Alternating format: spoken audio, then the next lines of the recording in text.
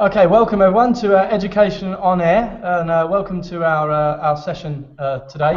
The benefits of going Google. So basically, just to explain why you want to listen to myself for the next 25 to 30 minutes.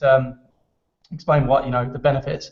There are three things in education. I'm an educator myself, and there are three things that I feel that all of us educators are up against, and those three things are time, money, and IT. So we've probably all heard it before that. Time, we're all up against it for time. Welcome everyone to we're all up against it for time because there isn't enough time in the week, it seems to be, an educator with all of our lesson planning, our marking of works. That's the thing you hear regularly. I just don't have the time to do these new things. Money, the reason for that being that it's very hard to get a budget for things, it seems, at times, particularly in the UK at the moment in education. So that's a factor as well. We just don't have enough money to do these, these things that we want to do. And the last one being IT. I'm not a techie person, and IT isn't my thing, and the computers, they don't always do what I want them to do. So really the reason, as I say, for you to sit here and listen for the next 25 to 30 minutes is I'm hopefully going to reduce all of those three things from your life as an educator, and hopefully with some of them completely get rid of them altogether. So to be more productive with your time, and using it in the right way, to not need to go to finance and try and secure funding, to be able to do things for yourself that are free or very minimal in cost. And also, just to reassure everyone, I am not a techie person myself, and you'll probably notice that as I'm doing my hangout today, and I make lots of mistakes during this live broadcast, but I'm not a techie, and I joined this sort of Google revolution as a non-techie, and I've seen how easy it is. So all the things that I'm going to show you today, 95% of it is completely free. And also, it won't take any time. A very small amount. Obviously, naturally, it will take some time, but a very small amount. And it's stuff that you'll be able to do on Monday morning without any sort of technical ability. The fact that you've logged into this Hangout today shows me that you know enough to be able to do all the things we're going to show. So in this 25, 30 minutes, I'm going to bombard you with little tricks and tips and even experiences of mine that have worked for me and that hopefully will work for you as educators. So to kick things off, I'll just show you, these are the apps that we're currently using at the moment. These are the Google apps, and I know there are lots of people over the course of today who are going to be talking about these apps in detail, and I'll just read them off to you really. That Gmail for sending emails, Google Drive for collaborating and sharing and creating docs. YouTube is a resource that you use quite heavily, and I'll come on to that in a little while. For watching videos, basically, and Google Hangouts, which we're currently using at the moment, and also Google Classroom. Below me, you might notice that we've got two other speakers here. We've got John Newins on the left, which is our Head of Digital Learning at the college, and on the right is Paul Roberts, our Curriculum Team Leader for English and Maths. Now, throughout the session, you'll be able to write questions below, and both John, Paul, and myself will be hopefully answering those questions, and any that we don't get through in the session, we can come back to later and fill them out for you so you can see. And we'll be having a chat with them a bit later on. So I'll just go back to my broadcast. Okay, so basically, my job at the college, I work at Barking and Dagenham College, which is where I am right now. I'm in our lovely STEM centre, our Science, Technology, Engineering and Maths centre. And my job, I work with students with learning difficulties and disabilities. So huge challenge in that department with regards to different levels of students and massively different learning styles that suit each of the individual students. It makes differentiation quite a challenge. So basically, I embarked on this Google journey about 2 years ago, and I'm going to show you one of our students, and this student is a girl named Charlotte. She'll be coming up on your screen in a second. This is Charlotte. Okay, so Charlotte is she came to us 2 years ago, and she was a very good level of maths. Okay, and maths was very high for a student in my department, level 2. Her English, however, was pre-entry. She was unable to read or write, heavily dyslexic, which meant she couldn't read and write. And as a result, Charlotte's confidence was very low. So that kind of impacted on her learning. She would rarely stay in the classroom. She would often, due to being embarrassed, and you can understand that, would leave, and that made it very difficult to kind of help Charlotte. But one day, this was after we'd joined using all the Google apps. One day I sat with Charlotte and I thought, well, there must be another way. At the age of 16, 17, if she can't read or write at this point, it's not to say that she can't improve, but there must be another way of doing this, and I wonder if technology will do that. So Charlotte had an iPhone, it was her phone, and so one day I sat with her and I said, like, have you tried finding any apps? So I was interested in finding an app that could read for her. And before we did that, actually, sorry to go back slightly, was we used Google Search and the voice function, the Google Search by OK Google. And we used that for her to be able to find that information. So she could just simply speak to her phone and it would speak back to her. And I'm sure we're all familiar with that function. Now that gives Charlotte, huge potential. She can now start finding out information and she doesn't need to be able to write it. Even down to getting spellings, she can just use Google Search, get the spelling and copy and paste it and use it. But that doesn't stop the fact that she can't read. Charlotte was given a handout during one lesson. Now that would seem completely pointless because Charlotte can't read a handout. And naturally us as teachers would do that in a different way. But then I thought, well, outside of the classroom, people are unaware of Charlotte's inability to be able to read. Bus timetables, letters through the door and things like that. So simply, using her iPhone, we went on the App Store, or I think we did a Google search originally, and found an OCR reader. I can't remember what that actually stands for. John will probably be able to explain that later on.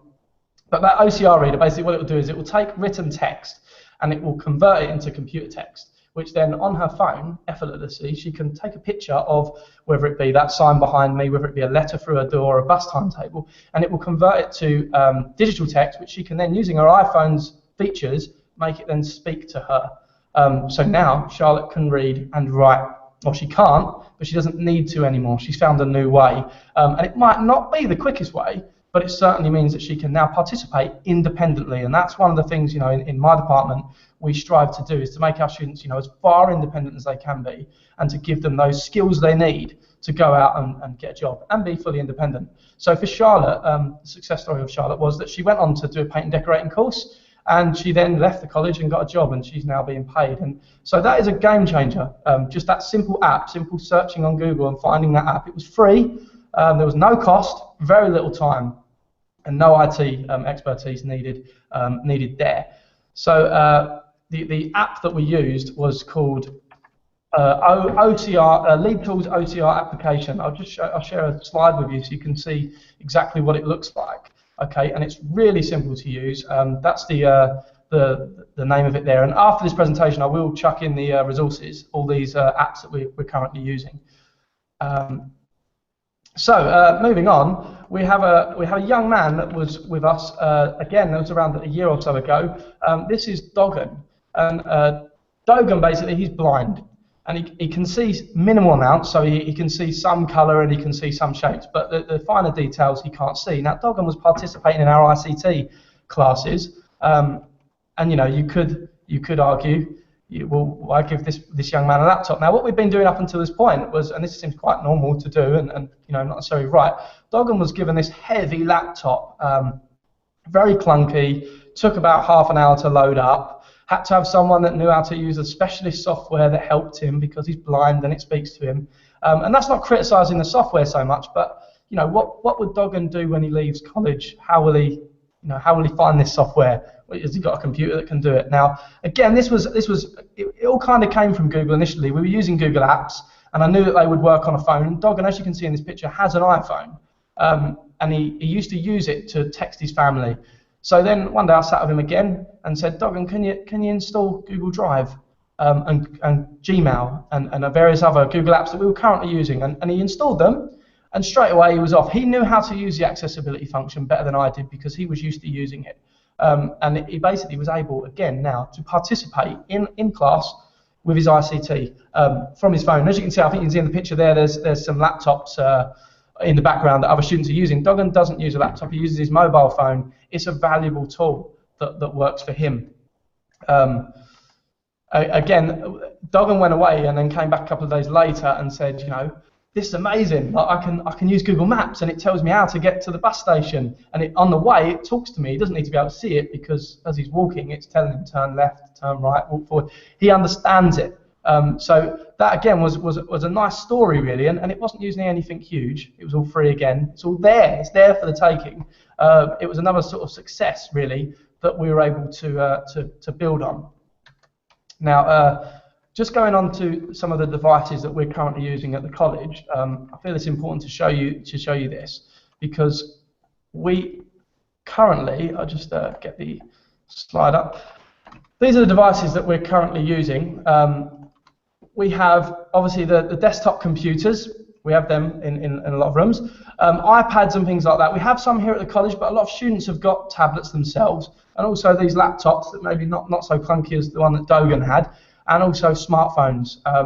Now all of these devices, they're all able to use the stuff that we're using, and more so now. Some people argue, no, not all colleges and schools have got all these devices. Now I'm sure you have one of those, if not more, and also you don't necessarily have to have it, because the students themselves have it. I've noticed more recently students coming in with smart devices, and if they don't have it now, within a year or two's time, I expect that nearly everybody will have these devices, because they're handed down over time, and you've got devices now that in people's hands that can basically run a business. So I don't see that being an issue anymore. So anyway, the devices that we are using, they enable us to open our classroom up even more. And kind of what I'm keen to show today is not stuff that takes a lot of IT knowledge to use. And one of these theories that came about, it was from doing some Google Talks. Myself and John below, we do some of these Google events. We meet other people, and it's all about this sharing. That's one of the things that Google is really good for, is sharing and collaborating all this really great stuff. And became familiar with a learning style, a teaching style called SOL, Self-Organized Learning Environment. And for those that are not familiar with it, it's Professor Sugata Mitra. He put a computer in a wall in a deprived area, a different country, and he wanted to see what would happen when people found this computer. And he found that the local people, because it was a very deprived area, they came and they used the computer to their advantage, and they learnt how to do various things and taught themselves skills that they wouldn't have been given the opportunity to do before. And I know that he's working with schools. He worked with our college in trying this and rolling this out, where instead of you teaching from the front as an educator, that you allow students, you pose a question and allow them to teach themselves. So this was a theory that I was interested in. In its extreme sense, I thought it's very difficult to do, particularly with my students. But the more and more I've started using this technology, I've realised that as a teacher, it's not all about us. We don't need to know all the knowledge. I certainly don't know it all. And it's more about being able to give people the ability to go and find it and learn for themselves. So I'm just going to give you an example of where we would use this self-organized learning environment and using minimal tech. So this isn't something you need to go out and buy a load of stuff. This is one of my students. Her name is Gemma. Okay, now this was I wanted to see if students could learn by failing, and I know that's true anyway. So the idea was I want the students to learn themselves, because if they could do that in the world that we live in, with it constantly changing, they've got to be able to go out into the world and be able to adapt with jobs and things like that. So the task of this day was, in this hour session, was you need to basically learn how to make a paper swan.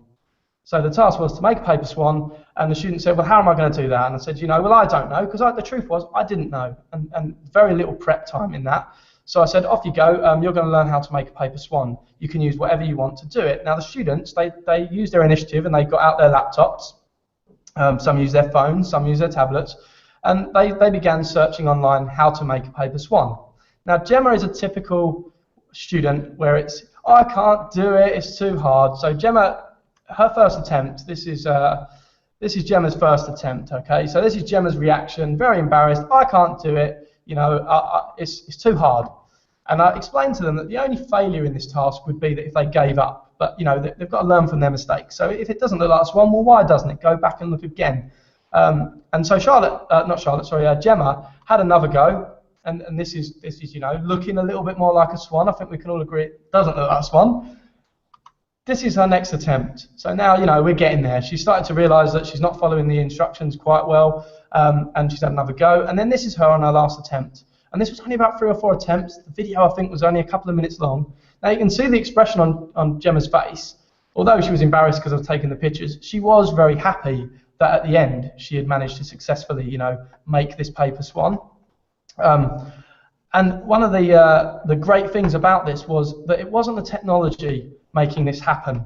This was Charlotte, Gemma. Sorry, I keep saying Charlotte. This was Gemma in this. She had to work out how she was folding the piece of paper. She had to follow the instructions. The skill there was she was learning it, and she was only using the laptop as the tool to give her that knowledge. Now you could use this in any scenario. It could be a plumbing student learning how to fit a toilet. They might watch a YouTube video, they might do it and it fails. Not the end of the world. They go back and they learn why it failed. And that's more valuable. Well, it definitely is more valuable. Is failing and learning from your mistakes rather than just being shown. And I saw another example of this where it was a cooking lesson. Half of the class were given a recipe with all the ingredients, and the other half were given just the ingredients and a laptop. And they were told one side were obviously going to follow the instructions, and the other side was said, work out a dish to make. And the learning involved in that, having to go and find out, well, what goes with ginger? Because I don't know. What goes with that? Maybe they could look online, maybe they could try it. A lot of experimenting going on there. And again, the technology there, maybe they're using Google, but the technology isn't doing it for them. They're actually having to do it. They're just using that as a tool. Now, those that follow the recipe, what have they learned? They've learned how to follow a recipe, yes, but do they know what works and what doesn't work? So that's kind of the idea behind Soul, and I feel that should be used in every single classroom. Not to the extreme of just leaving the students to it, but certainly taking away that sort of teacher-led environment and letting students go off and explore and fail. So learning to fail, failing to learn. So that was our Soul, and then basically we here at the college we use Chromebooks. So just to explain where this came about. Now I'm conscious of time. About 3 years ago, this college was under a lot of development. We were building new areas like this brilliant STEM centre. And one of my classrooms was one of the ones that was being disrupted at the time, and so I was moved to another room and I had to teach ICT, and I no longer had these big static desktop machines, I had just desks. So I went and saw John, who you can see down the bottom here, Digital Learning Manager, and he gave me a Chromebook. So he gave me one of these and said, well, I've got 15 of these, you're welcome to use them. And I asked him, oh brilliant, that looks good, nice laptops, does it come with Microsoft Office and Word and things like that, because I have to have that for my ICT class. And he said no, and then I instantly thought, well, what's the point of that? What good is this laptop if it hasn't got that? He told me it's got a web browser. So I instantly thought, well, that's a bad idea. And he said, no, we use Google. We use Google Docs, and you can make documents and presentations, all the stuff that Microsoft does. But then he showed you can share it, and he showed me only over literally a couple of minutes. And I thought, well, I'll give that a go. So I went off. I had no choice. So I went off to my classroom, and then that next session, we got everyone on Google Docs and on documents and got them sharing. And it was from that moment, it was only I'm talking 15 minutes, that from there we never stopped. It was like an organic process. The students loved it, and we've constantly used it ever since. And we've used Google Docs, and we've now invested in some more Chromebooks. These, I believe, are just under £200. They open in 8 seconds, not having to wait for a clunky machine to load. So this is an expense, but compared to a clunky, expensive desktop machine, it isn't against that, and I think we can justify that in our spending now, is that we just want these Chromebooks, and that means we can have a space very similar to this. This isn't my classroom, unfortunately, but I have used this space, where students can choose where they sit. They can sit on bean bags, they can go wherever they want, and they can use their Chromebook, their phone, or their tablet. So this is what it's all about, really, is about saying, we don't need to do it how it used to be done. This is much more sort of, this is moving forward, and our students have taken to it really, really well. And I'm just going to show you some of the apps that we're currently using. So this goes back to a bit of funding. If I want to do a project, so I teach art and design with my students, I want to show them Photoshop. But Photoshop costs a lot of money. It's a great tool, industry standard, and I want to teach them that. Unfortunately, I couldn't get the funding, or I didn't even try, if I'm honest, because I went onto the App Store on Google, and I found various apps, and I'm going to show you one of them right now. So this is an app called Pixlr, and anyone that knows of Photoshop and photo editing software, this is almost the same thing. I mean, there is limitations to what it can do, but if you can use Photoshop, you can use this, and if you can learn this, then you certainly can make the jump to Photoshop. Now, my students, I got them on this. They downloaded the apps really quick, no money involved. I didn't have to ask anybody, and if it didn't work, I could just scrap the idea. But it worked, and my students, within no time at all, were using Photoshop to edit documents and gaining all these skills that could lead them on to, another path. So this was a great experience. And then moving on, we've got another bit of software we use. So again, I teach design to my students, and one of them I wanted to get involved in was 3D printing. And this was an app, it was a conversation at another conference. A guy showed me a piece of 3D printing that he'd done, and I said to him, what software did you use? And he told me it was this, Tinkercad. So anyone that's interested in this is Tinkercad, a 3D drawing software, great for maths with all your shapes and measurements, and you can go to real detail with this. And basically, he told me the app, and I instantly downloaded it onto my Chromebook and realised, well, it works on a Chromebook, so that means I can take this back to work. And again, next lesson, everybody open up your Chromebooks, download this Tinkercad, and we're off. And we're doing this as a unit at the moment of 3D printing. So students are now drawing 3D objects to be 3D printed, and it is, some of the stuff they're doing is amazing. So that's really great to see. So that's Tinkercad and Pixlr. These are just some of the apps that you can download. Another one that we've got is Scratch. So this is for coding. So this is, again, my students, with their level, they're now making animations and games, and they're learning the basic logic to coding. So this is like, massive advancement, and this is all free. So this is just done in the browser. We use our Chromebooks to do it, but you just go on scratch.com and open up a free account. It's as easy as that, and that's really kind of, this is where I'm trying to encourage people that it doesn't take time, it doesn't take money, and it doesn't take huge IT skills. Now what I'm going to do is I'm going to open this up to both Paul and John, because I know I've shown you some of the apps. I mean, what I would suggest, if anyone that hasn't been using it, just get on it. Get on the App Store, see what things work for you. There's loads more. There's another one called Socrative that's a great learning, teaching and assessment tool to get your students' feedback. But yeah, no, I'm going to welcome in John and Paul and see. I know Paul's been using Google Classroom, so it might be a cool thing for you to share what you've been doing, Paul. Hi Andy, thank you. Yeah, I think just to sort of echo some of the words you've been saying, sort of writing notes down as you're speaking there. For us, Google Classroom is something that has opened up a world of collaboration, really, that I never knew existed, perhaps, with our students. Something that you was talking about, perhaps the innovation that sort of Google creates. The tech is all very good, but I think the innovation and experimental comes from the students themselves, because once they start using it, they blow you away of what they already know about it. Google Classroom itself, you can link up with other classrooms, create competitions. The organisation that comes along with it is virtually paperless. And for us, if you're sharing English classes, GCSE classes, I mean, we live in a big college now, so getting around the staff rooms is really hard. So having the Google Classroom for us, has been, unreal. Brilliant, thanks, Paul. Yeah, I mean, I'll give a quick example of this week. This was quite a funny story that I wanted to share today. Basically, on Tuesday this week, one of my students, he was doing a retail assignment, and one of the questions it asked was, can you give 6 examples of skills that you'd have for the retail workplace that if you put that down on your CV, that would help you get a job. The skills that you have and that you might need to get a job. He reeled off these answers. He gave about 10. And it was brilliant. Like, he'd obviously gone online and checked, but I said to him at the end, his name was Usman. I said to him, "Thank you, Usman. Thanks for sharing. Like, what a brilliant answers."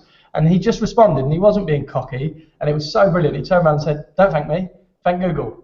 And these students, they know that, not because we've drilled it into them, they know it. The term "Google it," is quite common across the world, and they've fully embraced it. And I mean, if John, you want to jump in and share our experience of maybe rolling out Google across the college.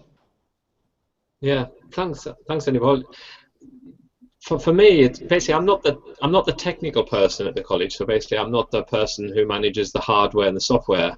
However, I do manage the learning side, and it's been so easy to actually implement Google Apps, especially through the Chromebooks. We didn't have to implement any special software, any special firewalls. There was nothing that we had to for security, etc. It basically, we logged the Chromebooks on. I logged in as an administrator, and that was it. I handed them over to kind of Andy and his team. It's just so easy, it's just so quick as well. And also we can, well, saying about security, I mean, you do have elements of security whereby you can lock it down to your a domain, etc. So it's up to you how much security you want to put on them. But because there's apps for education, and we also pushing apps to it, and also we can open apps up that are available on the Google site that students can download them themselves. So literally, really, within seconds, you can have a fully functioning classroom with, say, 20 Chromebooks, Normally that would have taken kind of days, to be honest, to organise that and to set up security, etc. So yeah, it's really amazing in that term. I mean, the actual educational side of it is immense. So I'm just really talking about how easy it is to administrate, and literally and relatively cheap as well. Brilliant, thanks, John. Paul, did you want to jump in there and say anything? Yeah, just again, I think just to sort of grow on what John's saying there, and something you said earlier on, Andy, that our students live in the here and now. They don't want to wait for things to get going. Imagine that perhaps for someone that's a little bit older, when we had the modems, it ticked over every page. Students won't wait anymore. They get frustrated. The Google Chromebooks, they sell 8 seconds. They're there. You can hand them out, and within seconds they can start learning, and you can start teaching or stepping back because they can do things. And that in an hour session is a lifesaver, really, because sitting in front of a desktop sometimes can just take forever. And for us as teachers, we need to be getting the students engaged from the very moment they walk in class. Yeah, no, I agree totally. Well, there's been lots of other sort of things that we've used. I mean, we've just shown you very briefly today some of those things. But I mean, even down to blended learning, we've experimented with that, and I know we're using that in the college, and just sending out, I mean, it goes back to the sort of self-organized learning, really. Sending out a link to a YouTube clip and a Google form that's linked with that. And you can get so much information before the lesson's even begun using that blended learning approach. Simply getting them to fill out the answers from the video that they've watched. You can see who's not got it. And you then, I mean, particularly for my students, that's really easy then to make differentiation happen successfully. And another example as well, just to go on the IT when it fails, I've got this written on the board here to make sure I tell some of these stories. There was about a month or so ago, we're using the Tinkercad 3D software, and the IT failed because what happened was the students logged in, not Friday morning, right near the end of the week, looking forward to the weekend, and they signed in, and one of the students put his hand up and said, "It's not working, my login's not working." I thought, right, okay, we'll try again. And then another student, "Andy, my login's not working." So I realised now there's an issue because now they all had the problem. So what happened was I said to them, well, how are we going to solve it? Rather than me just panic and think, what am I going to do now with my lesson? The lesson became then a real exercise where they found that, well, we talked about how would you solve, where's the issue? Is it us? Is it them? And we went through a whole process of eliminating what the problems were. And they found that it was them. So then we found their email address, and all the students sent their own email to them, and they all got a response. And then we used social media and we tweeted them to say, like, your software's not working.